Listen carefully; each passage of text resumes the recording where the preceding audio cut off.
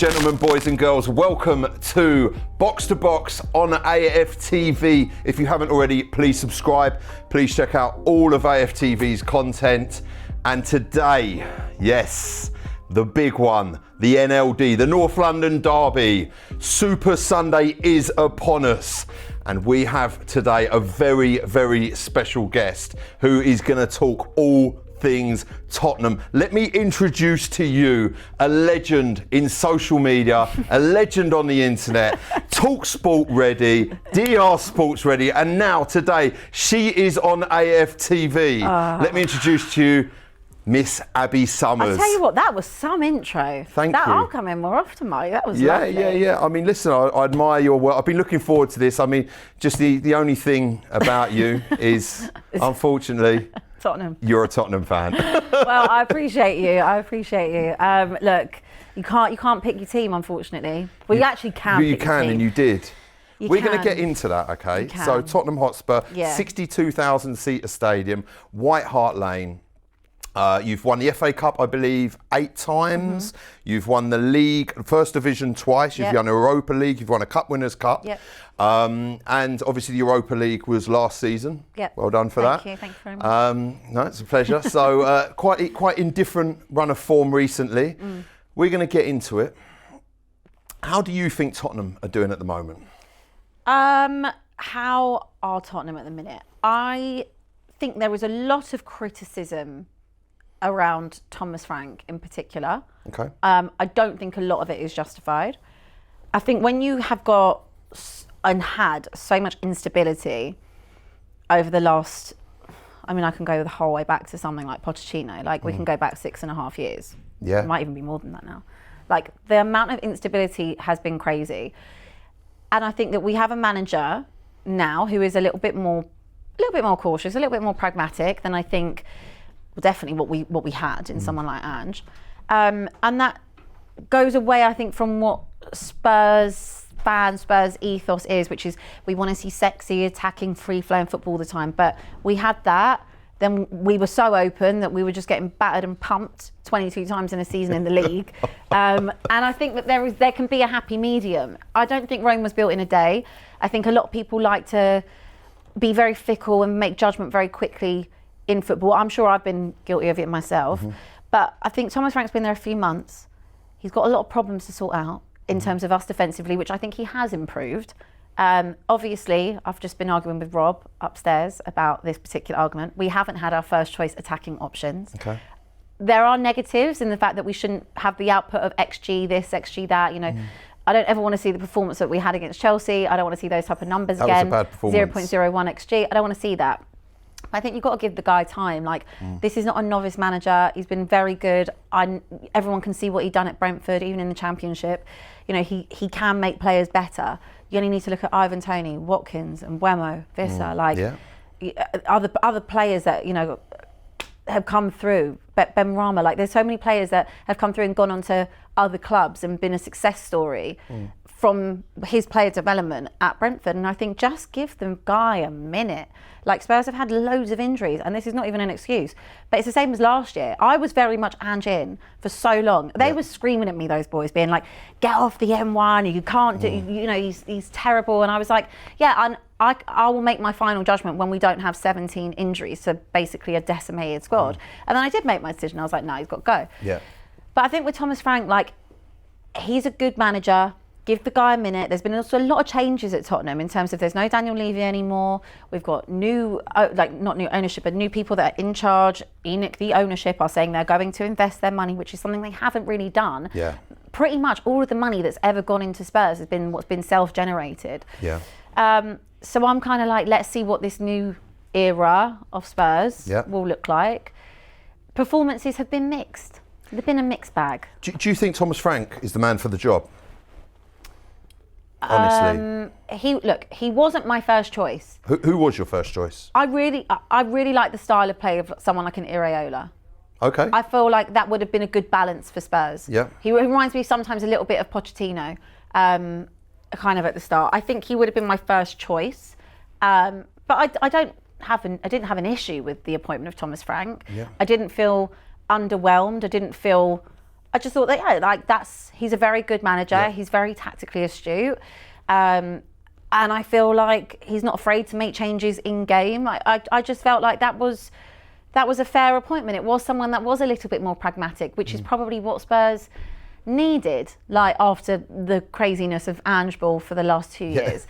I just think you've got to allow people time. I can't make a judgment at this point whether or not he is or he isn't the right man for the job. I could have told you point blank, I never thought Jose Mourinho was going to be the right man for the job. I probably never really thought Conte was going to be the right man for the job because of the kind of characters that they are and what they demand of an ownership. I could tell you that they were never going to be a happy marriage. And I just had no idea if that was going to work or that wasn't going to work. But, you know, it would be fun. Ball was fun. It would be fun for the most part. I mean, it was fun for 10 games and then it wasn't so fun after that. Just quickly on that, I think it's really interesting. You picked up on a few points. Obviously, since Pochettino, he got you into the Champions League final where you narrowly lost to a very good Liverpool side via a penalty, an early penalty. Which wasn't a pen. Yeah, no, granted. And then obviously you got rid of him thinking you were going to scale these heights. And obviously from then it went sort of downhill. But the craziest season last season where you finished 17th. 17. And you lost 22 games, but then you go and win the Europa League. Spurs. That's not Spursy. That is the most Spursy thing I've ever seen. And do you know what? And I don't say this to... I think Tottenham Hotspur are the only team that could go into a final and not score their own goal to win them the trophy. True. And they won the final by getting the other team to score them the goal. And that game was... But they got the job done. And they got the job done. Look, for me, and I sat here, I sat there last season at the start and I said, I don't care where we finish. Yeah. Did I want to lose 22 times? No. Did you want to get relegated? Did I want to nearly get relegated? No. But I still would have taken that season over us finishing 4th or 5th if it meant that we didn't win anything. Yeah. When you haven't won anything for that amount of time, like 20 years was like near on 20 years, 17 years. How long? I'm not even trying to make a dig here. You haven't won the league for what, 22 years? Yeah, 21 years we haven't won the league for. But you'd still in that period of time picked up FA Cups. Yeah. So like for us, I hadn't seen us win anything since I was literally just starting secondary school, right? And I remember being there. I remember how amazing that felt. But it was 17 years later. Like all I want as a Spurs fan is to remember those moments where I have seen my team get over the line. I don't care if it's an own goal. I don't care if it's Brennan. It's just getting a trophy. I don't care who scored it. Because you won. So you won obviously the Europa League, and then the trophy before that was it 2008 League Cup. Yeah. Then before that, I think it was FA Cup in 93, 92. Weren't born. Before you were born. Yeah. And then before that, I think we're going 70s. Well, yeah, Spurs were very successful during the 70s and 70s and 80s, and obviously they're the first team to do the double. So this thing where Spurs don't have any history, they've got loads of history, loads of European. Just not recently. History. It's just not recent, you know. And I think that was always what was so frustrating. You mentioned about Pochettino as well. Like it was such a pivotal moment in Spurs history because. He didn't come in to Tottenham and set the ground running. Like, that took time. I remember we played Villa and it was actually a game where Harry Kane, it was one of Harry Kane's like first seasons and he was still playing Adebayo, he was still playing Soldado, like players that should have been working, they weren't. And I remember we played Villa and he was going to get sacked that night if he hadn't have won that game because it weren't going well. Harry Kane comes on, scores a deflected free kick, and then the rest is history in that sense. You know, and it took time. It took time to get rid of players that weren't at the club for right reasons. It took time to build his team. We got very lucky in the sense that we had a generational talent in Harry Kane come through. Yeah. We did really well with the business with Son. He was an ex-Arsenal boy, so. Spurs through and through. Dele Alli for 5 million. You know, we built a great squad, but you know, we had Carl Walker, we had Danny Rose, we had such a great squad. Speaking of Dele Alli, just what a player he was when he was at Tottenham. What a fall off. Well, I think like this is one thing that I think is so important in terms of mental health. Like I'm very open about my own mental health and like struggles that I've had to face over my life. And like Dele, I respect him so much for being so open and honest about his own struggles. And I just think like having that amazing potential that he had, and he was fulfilling that potential to a degree. Like we were talking about links of 150 million going to Madrid. Like would have been record breaking at the time. And he had such an incredible ceiling. And it's just unfortunate, like your brain is the most powerful thing. And I think sometimes when you maybe don't have the right people around you and it's just unfortunate because he Pressures. was so brilliant. Like, we still sing Dele's name to this day. We always will. He'll always be so loved by Spurs fans. He was just unbelievable. Speaking of signings, yes. Talk to me about your new signings this season. So who they are and how they're fitted in and how you rate them. Okay, Kudus. I think he's a very good signing, smart signing. Okay. Someone that I think has he actually has looked a little bit knackered before he picked up the injury. He's pretty much been the only shining positive light I've seen kind of in that front area for the most part, like especially earlier on in the season.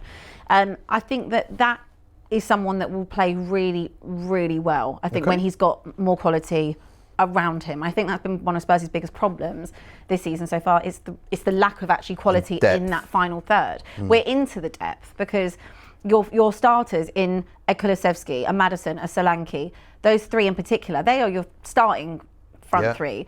Also, Spurs, even though he's been declining for the last 2 years, you lose Heung-min Son. Like, the character of him, big the type player, of energy, massive energy, massive player. It was the right time for him to go, 100%. But I don't think Spurs necessarily have replaced Son, and this is something that Spurs always do. And Kane in a way as well. I mean, the goals that you got from Son and Kane and that combination, and then obviously there was a time when you had Dele Alli in that slot as well. Those three were at times unplayable. That team was unbelievable, and the biggest problem was that team was never backed sufficiently. That was during the time that Spurs were playing at Wembley. We were away from home for 2 seasons. We went for a whole year actually, without signing anybody. The squad went stale, and then obviously you sack Pochettino, which is crazy. That was the time to back him. And these are all repercussions, and I still see the repercussions now, 6-7 years later, of those decisions that Daniel Levy made. Now obviously Daniel Levy's not there. It's great, amazing. So I can't say, everything's on him. The Spurs have to start acting like a big club, because when it's come to crunch time, they've always cut corners. They've either not signed the right players and done their due diligence on if that's going to be the right fit. I think that they've always gone for the lower option. Instead of going for trying to go for options A and B, improving the wage structure and things like that, which Spurs can do, they will go for options C and D. Well, then how do you expect to ever elevate? Apart from missing out on Eze, unfortunately for you guys. I have no bad blood towards Eze, by the way. But do you think you've signed the right players and enough of them this? I think João Palhinha is a good signing. Very good signing. I think he was actually exactly what we needed. Really like him. I'd love to make that permanent. They say don't fall in love with a lone player. Too late. I think Kudus is a really good signing. Yeah, true. Xavi Simons, I have been really critical of. Needs to bulk up a bit. Yeah, he's more than welcome to come gym with me. Okay, this is my invite to you. Come lift with me, bro.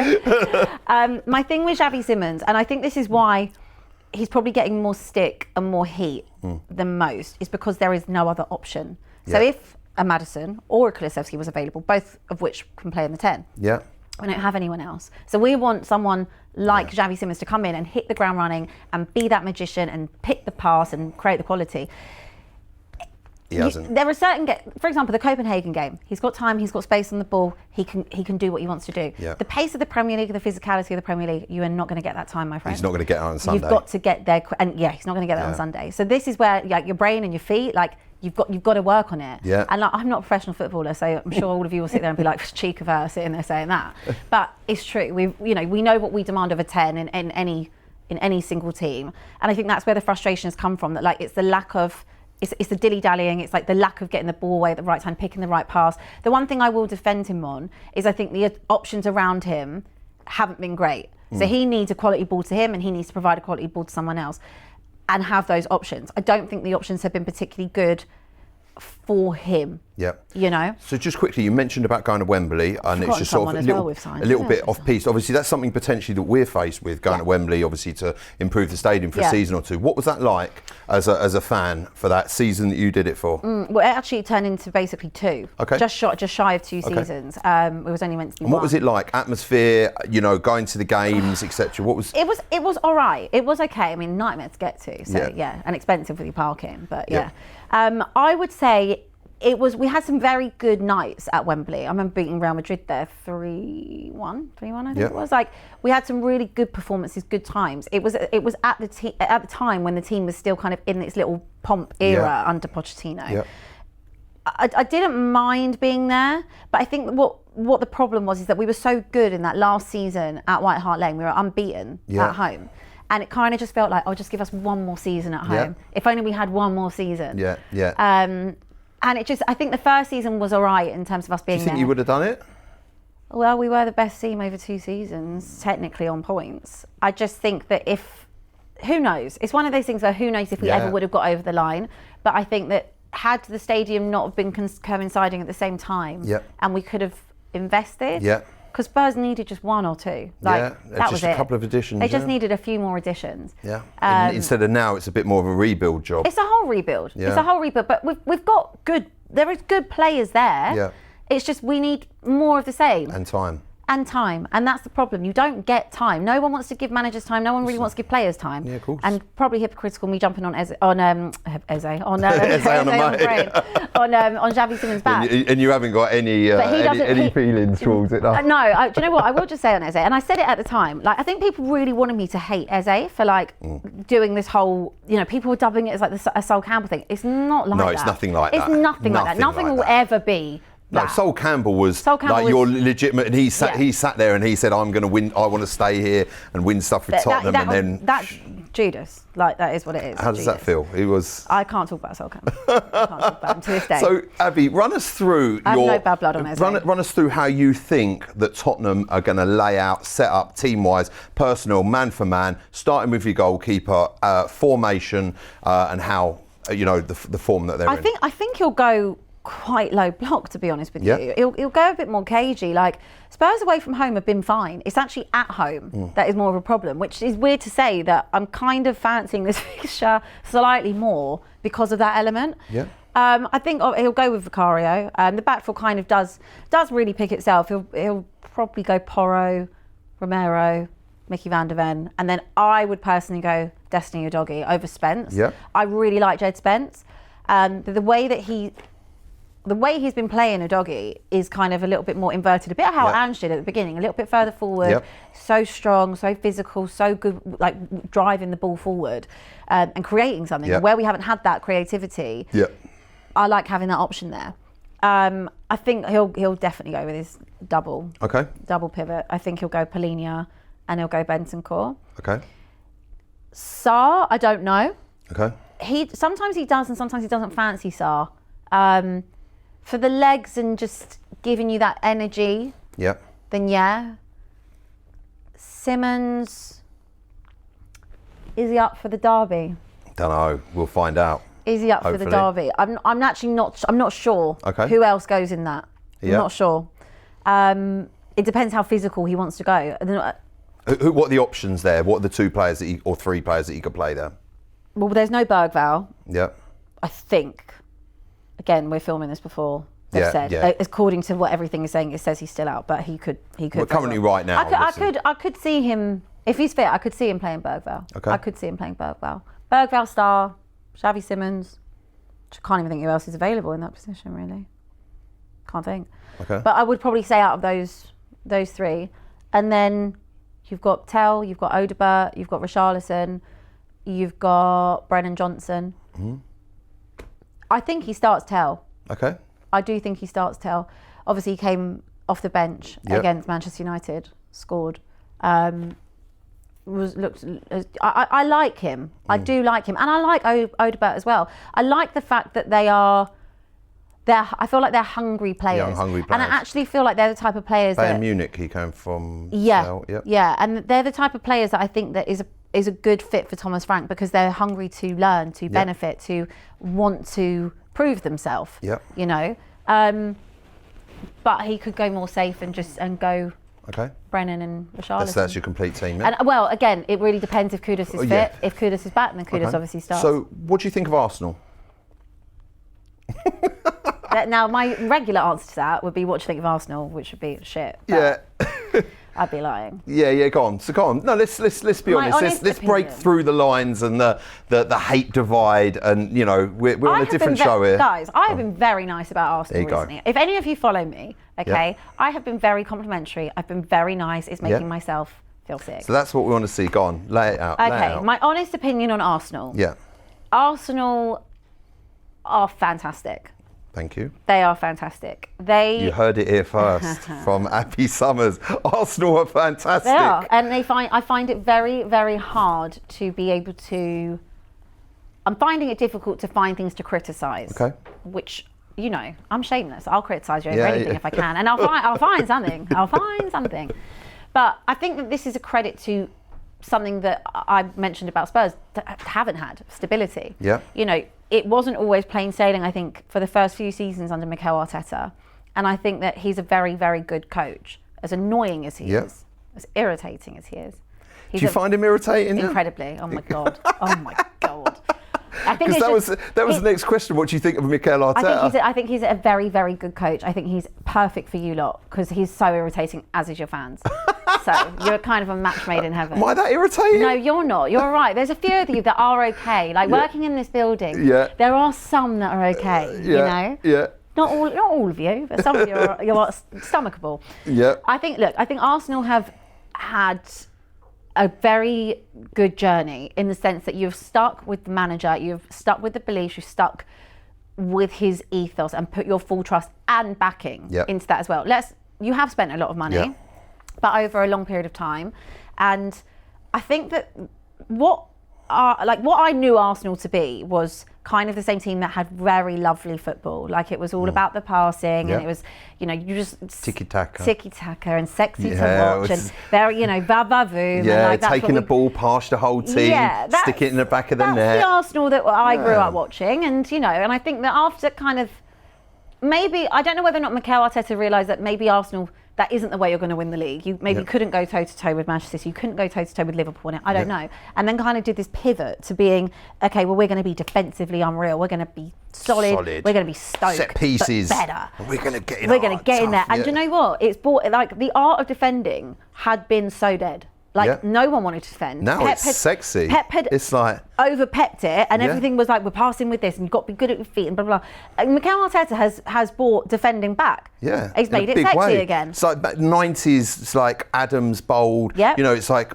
you know, wanting to be a defender, keeping clean sheets, because that's what we do. And we went so far away from that. Like, we went so far away. Next thing, we're going to be doing 4-4-2s again, and like, you know, Big Sam's going to be back, and he'll be sexy again, and all of that. So I think with Arsenal, for me, this is, you will win the league this year. Do you actually think that, yeah? I do think that you'll win the league this year.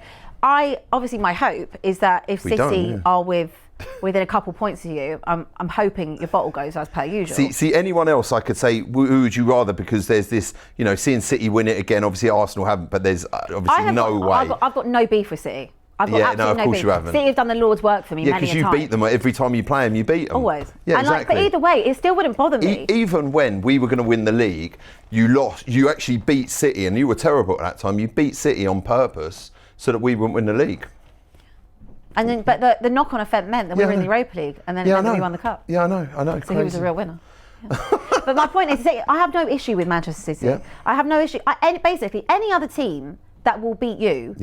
Week in, week out, or to a trophy, they'll always have my full support. And that is like, I feel like that rattles a lot of Arsenal fans. They go, oh, they support this team, that team. No, this is just a normal way to be. And And Arsenal fans will also support any team that is against Spurs. Like, do you know what? You would never want Spurs to win anything. No disrespect. Look, we watched the craziest thing is the Europa League that you won last year.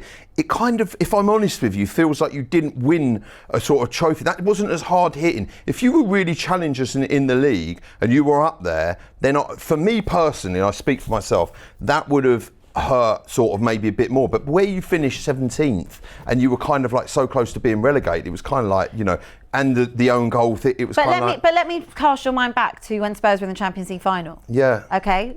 So when we were in that Champions League final... I didn't want you to win it, all of you lot were absolutely praying to the Lord that wasn't going to happen. Do you know what? When that penalty as well, how that game went, I was like and it was a close game. And when the penalty got given, I thought, you know, I remember thinking that there is no way that Tottenham can win a Champions League before we've even won it. My point is that there is always going to be this hate between Spurs and Arsenal because we grow up that way. It's in the blood. You are taught as a child, you hate Arsenal and you hate Spurs, and that's it. Like, it is what it is. But I can give Arsenal credit where it is due. I think what they have done under Mikel Arteta, under the last 6-7 years, has been phenomenal. You have become, shades of Arsenal of old. Wow. My only thing that I ever question you on, and I think it's a fair question, it's not even bad mind, it's just, can you get over the line? Because I've seen you be in front and have a lead and then bottle it. I've seen you be behind and bottle it. It's just getting over the line. And that's my only thing. I think everything is in place now for Arsenal to go on and win the league.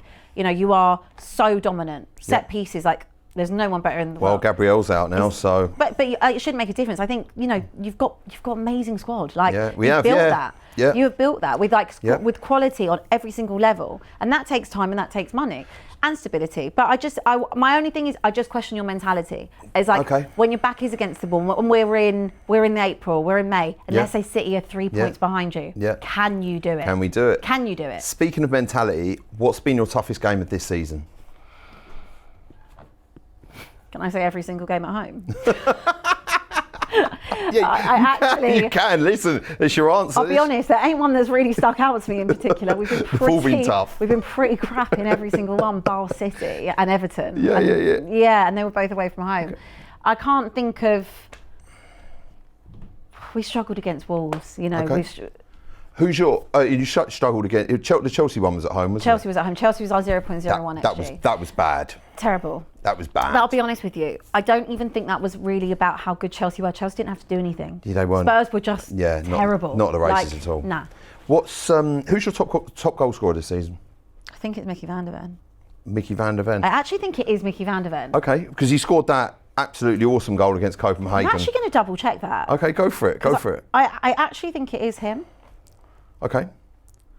Bear with me. Okay, so question while you're doing that, when did you start supporting Tottenham? Hold on. I can't multitask, guys. Really? Mickey van der Ven. It is Mickey van der Ven, yeah? How many goals? 5. Cool. That's for a defender, yeah? Yeah, it's added goals Fair to the play. game. Added goals to the game. It'd be interesting if 5 your goals strikers... primarily from set pieces. Yeah, it'd be interesting if your strikers started scoring goals. It would. So when did you start supporting Tottenham? My whole life. It wasn't really an option. I started going to Tottenham when I was 7. Okay. I was 7. Old White Hart Lane? Old White Hart Lane. Yeah, okay. I would still give up. Have you been to Highbury?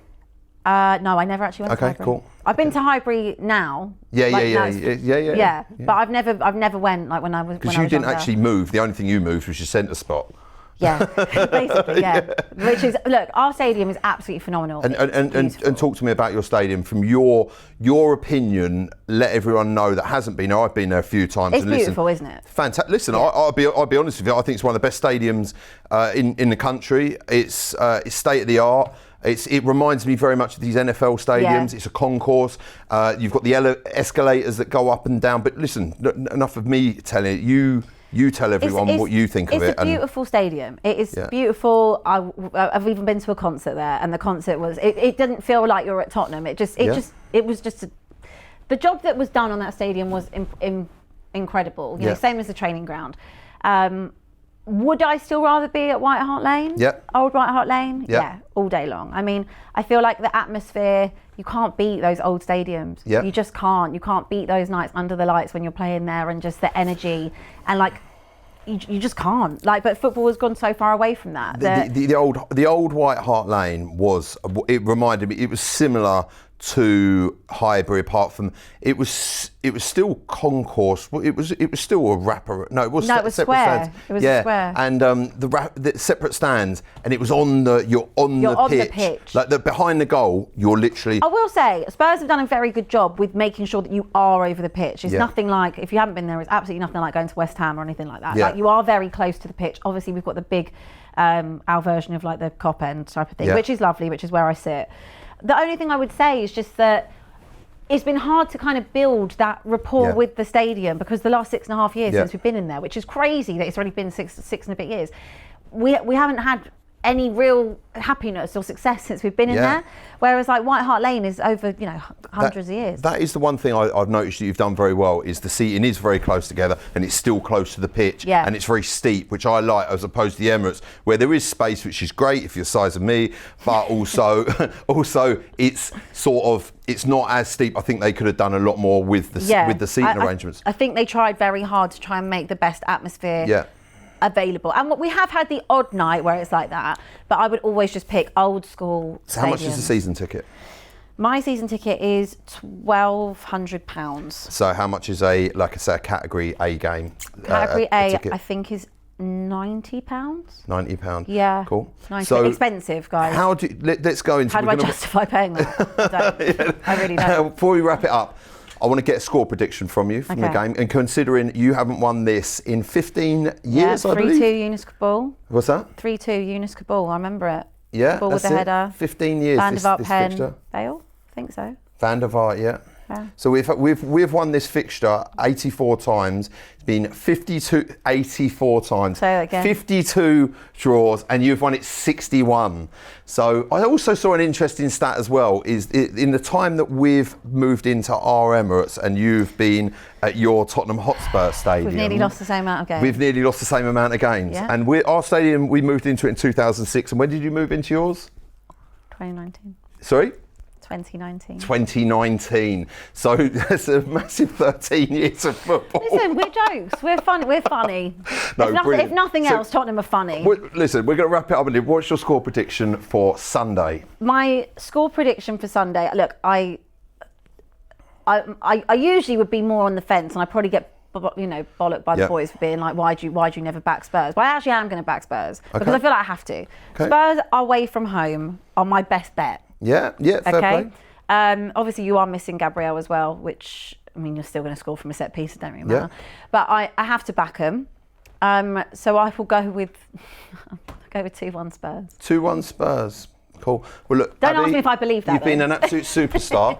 Thank you. So nice to see you. This is my first time on Box to Box. No, you've been a superstar. Thank you so much. Thanks for having me. It's been very insightful getting to know Tottenham Hotspur and the game on Sunday. If you haven't already, please check out all of AFTV's other content. There's going to be a watch along at Box Park. It's going to be huge. All the guys are going to be there. Also, after the game, which I'm sure is going to go down in NLD history, all the fan cams, there's going to be the Invincibles. Please check out the AFTV app as well. There is a team selector. So before the game, you can select your team that you would like and the formation as well. Get involved with that. It's absolutely fantastic, awesome stuff. Big round of applause to Abbi. And to you. Thank you very much, Abbi. Love seeing you shine. Oh, thank you so much. Here with you, YouTube and internet royalty. So stay tuned for all the other content. I've been Marty. She's been Abbi. This has been AFTV Box to Box. Marty signing out.